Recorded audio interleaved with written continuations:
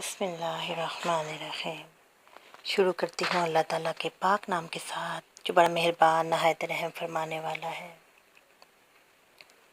تمام تعریفیں اللہ کے لیے ہیں جو تمام جہانوں کا پروردگار ہے۔ وہ اکیلا ہے، اس کا کوئی شریک نہیں، وہ تو وحدہ لا شریک ہے۔ اللہم صلی علی محمد و آلہ وبارک وسلم۔ درود و سلام ہو آپ صلی اللہ علیہ وآلہ وسلم پر اور آپ صلی اللہ علیہ وآلہ وسلم کی آل پر۔ السلام علیکم۔ آج ہم جس موضوع پہ بات کریں گے وہ ہے مشکل کشا۔ انسان کو چاہیے کہ وہ اچھے اعمال کرے۔ بعض اوقات انسان حق پہ ہوتا ہے لیکن لوگ اس کے ساتھ اچھا نہیں کرتے۔ انسان کو چاہیے کہ وہ زندگی کے کسی بھی موڑ پر حق کا ساتھ نہ چھوڑے۔ کچھ ایسی مشکلات ہوتی ہیں کہ انسان جو ان سے ہے بے بس ہو جاتا ہے۔ انسان جب بے بس ہو تو وہ اللہ کو یاد کرے، اللہ کو پکارے۔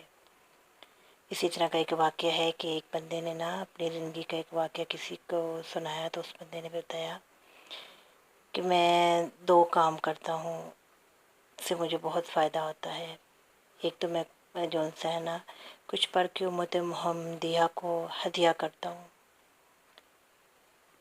کسی کا نام لے کے پڑھ کے ہدیہ کرتا ہوں۔ کوئی صورت ہوگی، اسی طرح کوئی صورتیں ہوگی کہ درود شریف کچھ بھی بندہ پڑھ سکتا ہے، اور اس مال پڑھ کر اس کو ہدیہ کرتا ہوں، اور دوسرا جو ہے میں معاف کرتا ہوں۔ تو پھر دوسرے بندے نے اس سے پوچھا کہ اس سے تم میں کیا فائدہ ہوا ہے؟ اس نے کہا کہ اس سے مجھے یہ فائدہ ہوتا ہے کہ میرے سارے کام اللہ کے حکم سے خود بخود حل ہو جاتے ہیں، میرے سارے کام میرے لیے آسان ہو جاتے ہیں، مشکلات میری دور ہو جاتی ہیں۔ ہمیں بھی چاہیے کہ ہم ان باتوں پر عمل کریں۔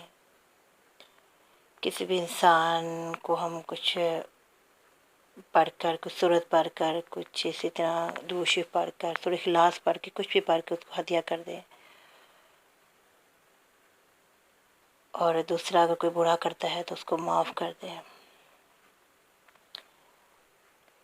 معاف کرنے کے لیے دل بہت بڑا کرنا پڑتا ہے۔ زندگی میں بعض ایسے حالات پیدا ہو جاتے ہیں کہ انسان بے بس ہو جاتا ہے، حق بھی ہونے کے باوجود وہ کچھ بھی نہیں کر سکتا۔ تو ایسے موقع پر انسان کو چاہیے کہ وہ خاموش رہے اور اپنے سارے معاملات اللہ کے حوالے کر دے، کیونکہ جب انسان بے بس ہو جائے، اپنے سارے معاملات اللہ کے حوالے کر دے تو میرے رب خود بخود اس کے لیے راہیں کھول دیتے ہیں۔ دعا ہے کہ اللہ تعالیٰ ہمیں ہر شر، ہر بیماری سے اپنے حفظ و امان میں رکھے، ہماری زندگی کے تمام کاموں میں خیر و عافیت کے ساتھ آسانی کا معاملہ فرمائے۔ آمین ثم آمین یا رب العالمین یا ارحم الراحمین۔